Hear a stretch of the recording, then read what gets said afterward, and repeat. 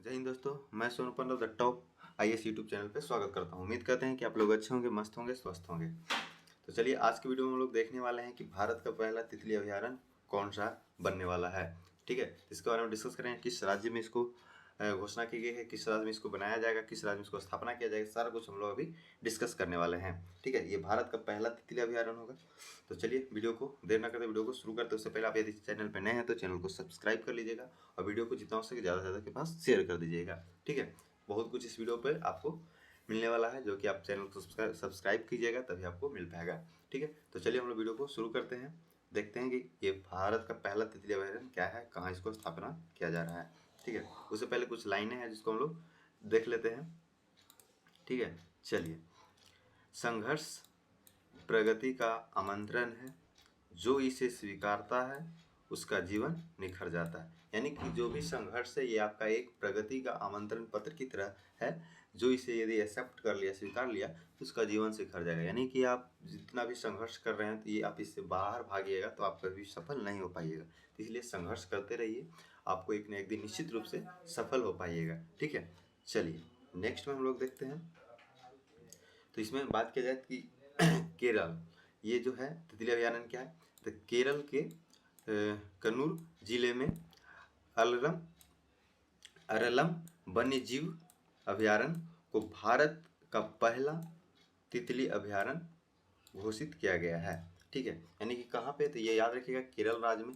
केरल राज्य के कौन से जिले में, तो कन्नूर जिले में। ठीक है, कौन सा अभयारण्य में, वन्यजीव अभयारण्य में, तो अरलम वन्यजीव अभयारण्य। ध्यान है, भारत का ये पहला तितली अभयारण्य है। वो मोस्ट इंपॉर्टेंट ये लाइन है, मोस्ट इंपॉर्टेंट, हर एक एग्जाम पूछने की संभावना भी है। ठीक है, पूछ दिया जाएगा कि भारत का तितली अभयारण्य पहला किस राज्य में स्थापना किया गया है, किस राज्य में बनने वाला है, तो ये आपका केरल हो जाएगा। केरल में पूछ दिया कि केरल के किस जिले में हो गया, तो कन्नूर हो गया।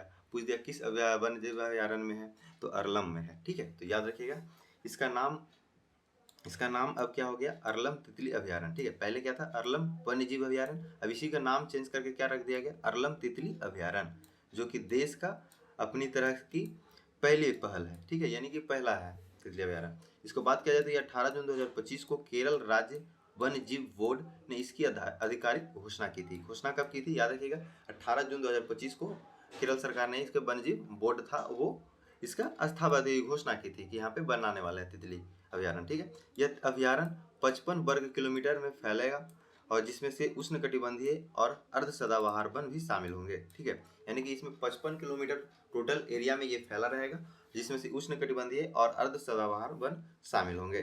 चलिए नेक्स्ट की बात किया जाए। तो यहाँ क्या है, यहाँ 266 से अधिक तितलियां प्रजातियां संरक्षित रहेगी। ध्यान रखिएगा 666 से अधिक तितली प्रजातियां संरक्षित रहेगी, रिजर्व रहेगी, जो कि केरल के तितली विविधता 80% से अधिक है। यानी कि जो कि केरल की विविधता से 80% क्या है, अधिक है। यानी कि यहाँ पे रिजर्व किया जाएगा, इसको संरक्षण दिया जाएगा, प्रोटेक्शन दिया जाएगा। ठीक है, तो ये कितना, तो 266 से अधिक तितली प्रजातियों को प्रोटेक्शन दिया जाएगा इसमें। ठीक है, चलिए नेक्स्ट में हम लोग देख रहे हैं कि दुर्लभ प्रजाति में कॉमन अल्बट्राट्रॉस, डायनाइन स्पेसीज और स्थानिक तितलियां शामिल किया जाएगा। याद रखिए इसमें कौन से शामिल किए जाएंगे, तो ये सारे प्रजातियां हैं जो कि तितलियां इसमें शामिल किए जाने वाले हैं। चलिए नेक्स्ट क्वेश्चन है, तितलियों का चरम प्रवास दिसंबर से फरवरी के बीच होता है। यानी कि इसका जो चरम प्रवास होता है वो दिसंबर से क्या होता है, फरवरी के बीच में होता है। इसके बाद बात किया जाए अभ्यारण्य, तो अभ्यारण्य की स्थापना की बात किया जाए तो यह अभ्यारण्य की स्थापना कब हुई थी, 1984 में हुई थी। ठीक है, उसी का नाम अब क्या कर दिया गया, इसे बदल दिया गया है नाम। उसके बाद बात किया जाए तो मलबार नेचुरल हिस्ट्री सोसाइटी के सहयोग से या 20+ वर्षों से वार्षिक तितली सर्वेक्षण आयोजित किए जा रहे हैं। यानी कि किसके, मलबार के नेचुरल हिस्ट्री ऑफ सोसाइटी के सहयोग से 20 वर्षों से प्लस, यानी कि 20 वर्षों से अधिक से ये तितली को सर्वेक्षण आयोजित किए जा रहे हैं, सर्वेक्षण किया जा रहा है। ठीक है, चलिए, और आज घोषणा भी कर दी गई है सरकार द्वारा, वहाँ के वन जीव आधिकारिक बोर्ड द्वारा भी घोषणा किया गया 18 जून को। ठीक है, चलिए नेक्स्ट में बात किया जाए तो जनवरी फरवरी में आयोजित बटरफ्लाई माइग्रेशन स्टडी अनुसंधान और पर्यटन का प्रमुख आकर्षण होता है। यानी कि जनवरी फरवरी में जो आयोजित बटरफ्लाई माइग्रेशन होता है, स्टडी का अनुसंधान, वो पर्यटन के प्रमुख आकर्षण है एक प्रकार से, यानी घूमने के लिए जा सकते हैं आप यहाँ पे। यह पहल तितलियों के लिए सुरक्षित आवास और प्रवास गलियारों की रक्षा का करती है। ठीक है, यानी कि ये क्या है, अब जो तितली है इसे यदि आप कहीं रख रहे हैं तो ये आप क्या एक तरीके से सुरक्षा आवास हो जाएगा आपका, यहाँ पे तितली रहेगी।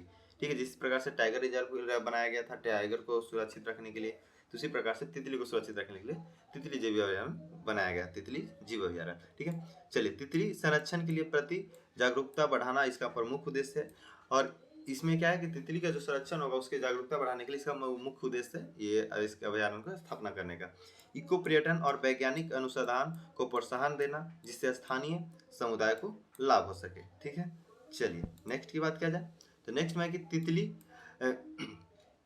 परागणकर्ता के रूप में पारिस्थितिक संतुलन बनाए रखने के में महत्वपूर्ण निभाता है, यानी कि महत्वपूर्ण इसका योगदान रहता है पारिस्थितिक तंत्र को संतुलन बनाने में।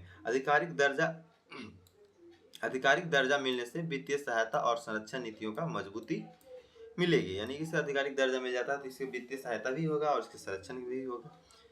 25 वर्षों के संरक्षण प्रयासों और पर्यावरण विदों के कार्य का यह परिणाम है, यानी कि इस पे 25 वर्ष से पहले से ही इसे क्या क्या चल रहा था, काम चल रहा था।